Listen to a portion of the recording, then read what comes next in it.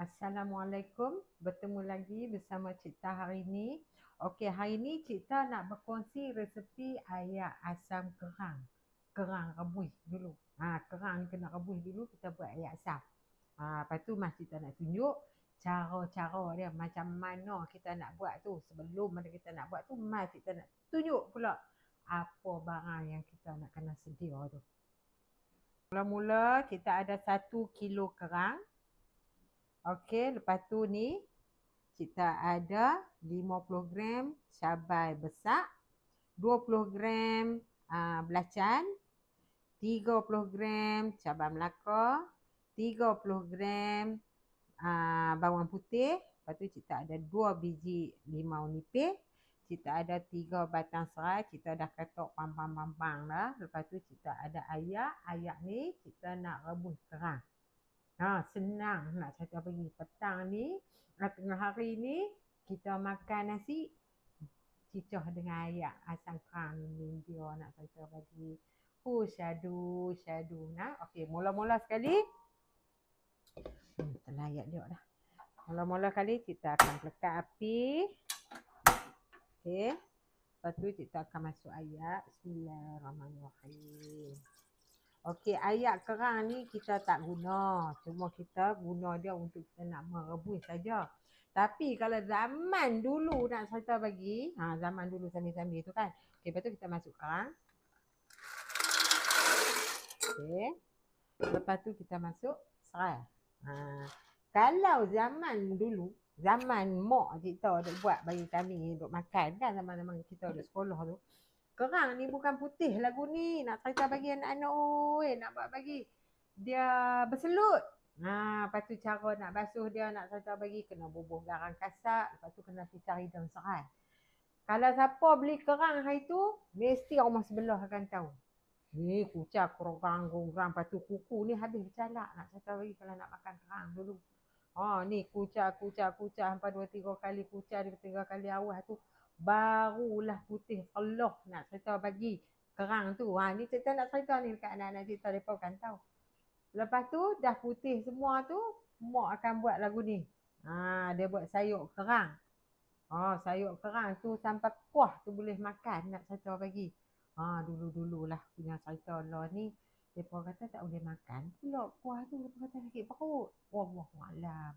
Okay, lepas tu kita tunggu sampai kerang ni mendidih nak. Sementara kita duk tunggu dia nak mendidih tu, kita nak pergi buat sambal ni. Kita nak buat sambal dia. Ni, kita nak pergi blend. Okey, hari ni kita dapat cabai elok. Ingat anak-anak, sahabat-sahabat kita, kalau kata nak beli cabai besar ni, yang pedas, cari yang kecil, yang rincang. Jangan ambil gedebak tu. Pedas lah juga, tapi dia korang nak cerita bagi. Okey, lepas tu yang ni kita tak blend lah. Kita akan blend semua ni. Lepas tu ayak, ingat. Ayak ni pakai ayak tapis. Pakai ayak masak. Sebab apa je? Guna ayak pet. Tak boleh pasal kita nak makan mentah. Bukan kita nak masak dah. Pakai ayak tapis. Okey, lepas tu tunggu saja kita nak pergi blend.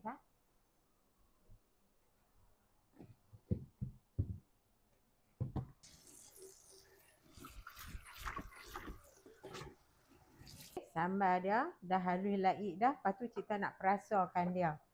Kita akan bubuh sedikit penyedap rasa. Yang ni terserah. Kalau anak-anak yang mana makan, masuk saja. Tak makan, skip. Senang saja nak. Okey, lepas tu kita akan masuk sedikit garam. Garam jangan banyak sebab apa? Tadi dah kita masuk belacan dah kan. Rasa dulu. Kita selalu duk marah kat anak-anak kita. Dia pun selalu kata, boleh ibu punya ni? Boleh.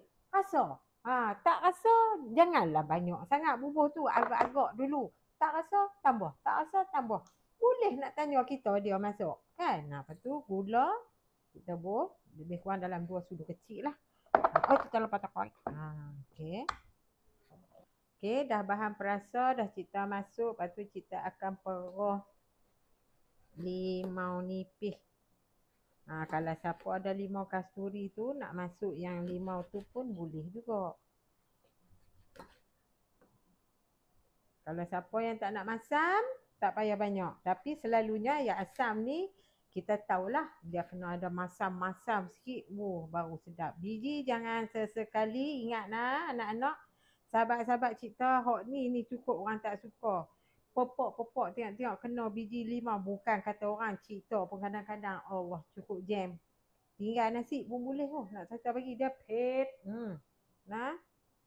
Okey, kita buang biji dia dulu. Okey, kemudian kita akan kalau kata limau kasturi tu kita boleh masuk sekali dengan kulit. Bukan pasal apa limau kasturi dia tak pedas. Kan. Okey.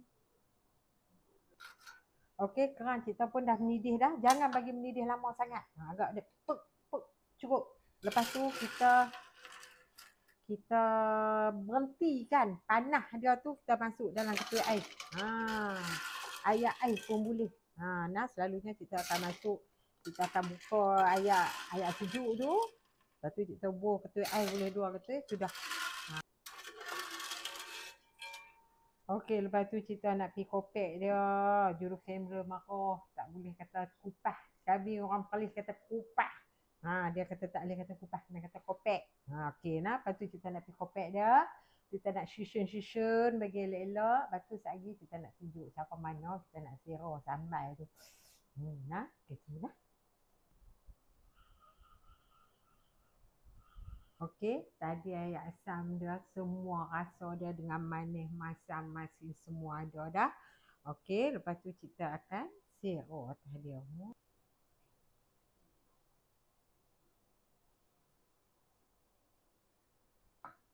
Alhamdulillah, siap dah resepi mudah tapi sedap. Ya amat-amat nak cerita bagi. Nah, anak-anak sahabat-sahabat cerita, buat sambal macam biasa, rebus kerang tu macam biasa. Nah, lepas tu kita cuma bubuh dia ke atas saja.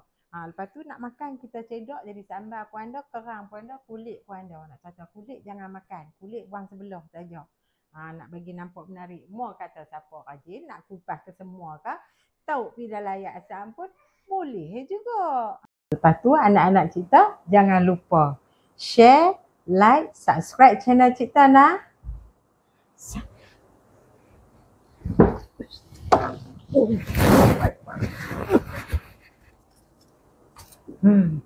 Terlepas mah di dapur. Nah, lepas tu sahabat-sahabat cerita, anak-anak cerita jangan lupa share, like, subscribe channel Cik Tana. Okey, selamat mencuba. Assalamualaikum. Bye. Arif. Bye. No.